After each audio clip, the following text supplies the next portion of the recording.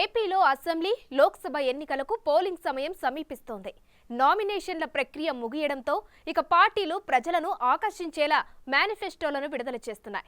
ఎన్నికల ప్రకటనకు ముందే సూపర్ 6 పథకాలతో టీడీపీ ప్రజల్లోకి వెళ్లగా తాజాగా వైసీపీ అధ్యక్షుడు తమ మేనిఫెస్టో విడుదల చేశారు.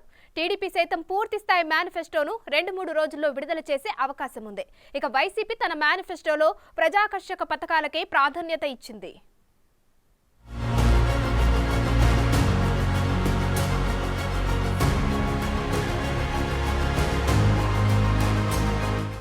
ఏపీ ముఖ్యమంత్రి వైఎస్ జగన్ ఎట్టకేలకు నుదుటిపై ఉన్న బ్యాండేజ్ని తీసేశారు. గులకరాయి విసిరిన ఘటనలో ఈ నెల 13న సీఎం జగన్ నుదుటికి గాయమైన సంగతి తెలిసిందే. అప్పట్నుంచి బ్యాండేజ్ సైజును పెంచుకుంటూ వచ్చారు. ఎన్నికల ప్రచారంలో భాగంగా నిర్వహిస్తున్న సిద్ధం సభలకు సైతం పెద్ద సైజు బ్యాండేజ్తో రావడంతో సామాజిక మాధ్యమాల్లో రకరకాల వ్యాఖ్యానాలొచ్చాయి. వైఎస్ వివేకానంద కుమార్తె సైతం గాయంపై అన్ని రోజులు బ్యాండేజ్ ఉంటే సెప్టిక్ అవుతుందని చెప్పారు. చీఫ్ మినిస్టర్ జగన్మోహన్ రెడ్డి గారికి మన దెబ్బ తగిలింది. I'm sorry about it. But ఒక డాక్టర్గా ఆయనకు ఒక సలహా, అట్లా దెబ్బలు ఏమైనా తగిలితే అమ్మా దయచేసి బ్యాండేడ్ పెట్టుకోకండి. అట్లా డ్రెస్సింగ్ పెట్టుకుంటే లోపల చీమ పట్టి ఇంకా సెప్టిక్ అయ్యేదానికి ఛాన్స్ ఉంటుంది. ప్లీజ్ బ్యాండేడ్ తీసేస్తే కొంచెం గాలికి ఆరి ఎండి త్వరగా మానుతుంది. చీఫ్ మినిస్టర్ గారికి డాక్టర్స్ ఎవరున్నారో నాకు తెలియదు, కానీ యాజ్ అ డాక్టర్ అది చూస్తూ బాధేస్తుంది that he's not getting the good advice. So request the chief minister not to put the Band-Aid. మరోవైపు సోషల్ మీడియాలో ట్రోలింగ్ మొదలవడంతో బ్యాండేజ్ తొలగించి ఈరోజు మేనిఫెస్టో విడుదల కార్యక్రమానికి హాజరయ్యారు. ప్రజల ట్రోలింగ్ దెబ్బకు బ్యాండేజ్ మాయం, జూమ్ చేసి చూస్తే దెబ్బ మటుమాయం అంటూ టీడీపీ ప్రధాన కార్యదర్శి నారా లోకేష్ చేసిన ట్వీట్ ప్రస్తుతం వైరల్ అవుతోంది. నుదుటిన బ్యాండేజ్ తీసేసిన జగన్ పార్టీ ఎన్నికల మేనిఫెస్టో రిలీజ్ చేశారు. ఈ సందర్భంగా జగన్ మాట్లాడుతూ ఏపీలో గత 58 నెలల కాలంలో హామీలు అమలు చేసిన తీరు చరిత్రలోనే నిలిచిపోతుందని పేర్కొన్నారు. మేనిఫెస్టో అంటే పవిత్రమైన గ్రంథం, భగవద్గీత, బైబిల్, ఖురాన్గా భావించామన్నారు. ప్రతి ప్రభుత్వ కార్యాలయాల్లో అధికారి దగ్గర మేనిఫెస్టో ఉందని, మేనిఫెస్టో అని ప్రతి ఇంటికి పంపించామని, ఓ ప్రోగ్రెస్ కార్డు మాదిరి ఏం చేశామన్నది ప్రజలకు వివరించామని జగన్ చెప్పారు.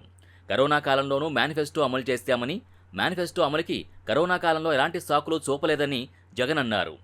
గ్రామ స్వరాజ్యానికి అర్థం చెప్పామని అన్నారు. 5 ఏళ్ల కాలంలో 99% హామీలు అమలు చేశామని జగన్ చెప్పారు. మేనిఫెస్టోలో ఇవ్వని హామీలు కూడా అమలు చేశామన్నారు. ఒకటే ఒక విషయం చెప్తా ఉన్నా, జగన్ అబద్ధలాడ్డు, జగన్ మోసం చేయుడు.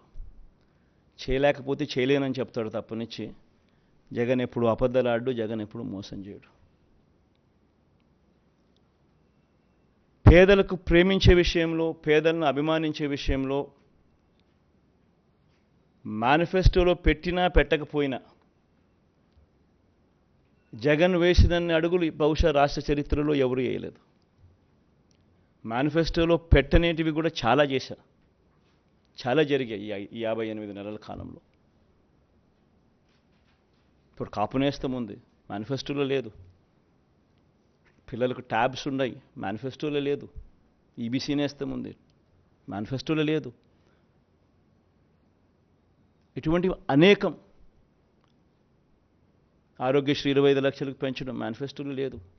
పిల్లలకు విద్యా కానుక మేనిఫెస్టోలో లేదు. పిల్లలకు గోరుముద్ద మేనిఫెస్టోలో లేదు. ఇటువంటి అనేకం. 31 లక్షల ఇళ్ల పట్టాలు మేనిఫెస్టోలో లేవు. అనేకం చేశాం. 2014లో కూటమికి ఓటు వేసినందుకు ప్రజల జీవితాలు అతలాకుతలమయ్యాయి. కూటమిగా ఏర్పడి ఇచ్చిన హామీల్ని అమలు చేశారా? రుణమాఫీ, పొదుపు సంఘాల రుణాలపై కూటమిచ్చిన హామీలు ఏమయ్యాయి అని జగన్ ప్రశ్నించారు. సింగపూర్ని మించి రాష్ట్రాన్ని అభివృద్ధి చేస్తామన్నారు. ప్రతి నగరంలోనూ హైటెక్ సిటీ కడతానంటూ అబద్ధాలు చెప్పారు. కనీసం ప్రత్యేక హోదా అంశాన్ని కూడా పట్టించుకోకుండా అదేమైనా సంజీవన అంటూ చంద్రబాబు గతంలో వెటకారంగా మాట్లాడాడంటూ జగన్ గుర్తు చేశారు. తమ ప్రభుత్వం ఇస్తున్న పెన్షన్ మొత్తాలు దేశంలోనే అత్యధికమన్నారు. వైఎస్ఆర్ చేయూత ఈ కార్యక్రమం ఇంతకుముందు 75,000 ఉండేది. లాస్ట్ 5 ఇయర్స్లో, లాస్ట్ రెజ్యూమ్లో 4 దఫాలుగా ప్రతి అక్క చెల్లెమ్మకు వైఎస్ఆర్ చేయూత కింద, మరీ ముఖ్యంగా నా ఎస్సీ, ఎస్టీ, బీసీ, నా మైనారిటీ అక్క చెల్లెమ్మలకు 45 నుంచి 60 సంవత్సరాల మధ్యలో వయసులో ఉన్న నా అక్క చెల్లెమ్మలకు చెయ్యి పట్టుకొని నడిపిస్తూ వాళ్ళకి ఏదో ఒక ఆదాయం ఉండాలి, వాళ్ళ ఆ ఆదాయంతో నిలదొక్కుకోవాలి, వాళ్ళు సొంత వ్యాపారాలు చేసుకోగలగాలి, వాళ్ళకు మరింత ఆదాయం వాళ్ళు సంపాదించుకునే పరిస్థితిలోకి వాళ్ళు పోవాలి, వాళ్ళకు పెన్షన్ కానీ ఇలా చేయూత కానీ ఇలా ఏదో ఒక ఆదాయం ఖచ్చితంగా వాళ్ళకు ఉండాలి అని ఉద్దేశంతో వైఎస్ఆర్ చేయూతను కొనసాగిస్తూ ఉన్నాం. ఇంతకుముందు 5 ఏళ్లలో 4 దఫాలుగా 75,000 ఇచ్చాం. దాన్ని మళ్ళీ కొనసాగిస్తూ మళ్ళీ 4 దఫాలు 1,50,000 దాకా 1,50,000 వరకు తీసుకొని పోతాం. సేమ్ బెనిఫిషరీస్ను ఫర్దర్ సేమ్ బెనిఫిషరీస్కు ఇంకా అది ఆగిపోకుండా ఆ స్కీమ్ మళ్ళీ చేయూత వాళ్ళని మళ్ళీ చేయిపట్టుకొని ఇంకా ఎక్కువగా నడిపించే కార్యక్రమం జరుగుతుంది. వైఎస్ఆర్ సున్నా వడ్డీ, వైఎస్ఆర్ ఆసరా కింద 25,571 కోట్ల రూపాయలు ఈ 5 సంవత్సరాలలో 4 దఫాల్లో ఏదైతే మాట చెప్పామో ఆ పొదుపు సంఘాలన్నీ ఏదైతే 18% ఓవర్ డ్యూస్ నాన్ పర్ఫార్మింగ్ అసెట్స్గా మారి ఏ గ్రేడ్ బి గ్రేడ్ సంఘాల నుంచి పూర్తిగా సి గ్రేడ్ డి గ్రేడ్ సంఘాలుగా మారి అన్యాయమైన పరిస్థితిలోకి వెళ్ళిపోయిన అక్క చెల్లెమ్మలను చేయబట్టుకొని నడిపిస్తూ ఈ 4 దఫాల్లో ఇచ్చే ఈ 25,571 కోట్ల రూపాయలు సక్సెస్ఫుల్గా కంప్లీట్ చేసిన పరిస్థితుల్లో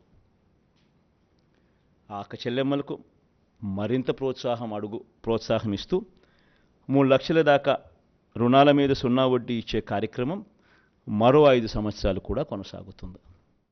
వైసీపీ మేనిఫెస్టోకి నవరత్నాలు ప్లస్ అనే పేరు పెట్టారు. అందుకు ప్రధాన కారణం నవరత్నాల హామీల్ని కొనసాగించడమే కాకుండా వాటి లబ్ధిని మరింత పెంచడం కూడా. తాడేపల్లిలోని పార్టీ ఆఫీసులో సీఎం జగన్ నవరత్నాలు ప్లస్ మేనిఫెస్టోని రిలీజ్ చేశారు. మరోసారి 2 పేజీలతోనే మేనిఫెస్టోని తెచ్చిన జగన్ ప్రధానంగా నవరత్నాల పథకాలనే మళ్లీ ప్రకటించారు. అయితే ఈ పథకాల్లో కొన్ని మార్పులు మరింతగా విస్తరించడం వంటివి చేశారు. 9 ముఖ్యాంశాలతో కూడిన మేనిఫెస్టోని ప్రకటించారు. అమ్మఒడి 15,000 నుంచి 17,000కు పెంపు, వైఎస్ఆర్ చేయూత కొనసాగింపు, వైఎస్ఆర్ కాపు నేస్తం కొనసాగింపు, మహిళలకు 3 లక్షల రూపాయల వరకు సున్నా వడ్డీ రుణాలు, సామాజిక పింఛన్లు 2 విడతల్లో 3,500 పెంపు, కళ్యాణమస్తు షాదీ తోఫా కొనసాగింపు, అర్హులందరికీ ఇళ్ల పథకం కొనసాగింపు, 2,000 కోట్లతో పట్టణాల్లో ఎంఐజీ ఇళ్లు, రైతు భరోసా సొమ్ము 13,500 నుంచి 16,000కు పెంపు, ఆరోగ్యశ్రీ విస్తరణ వంటి ప్రజాకర్షక పథకాల్ని ప్రకటించారు.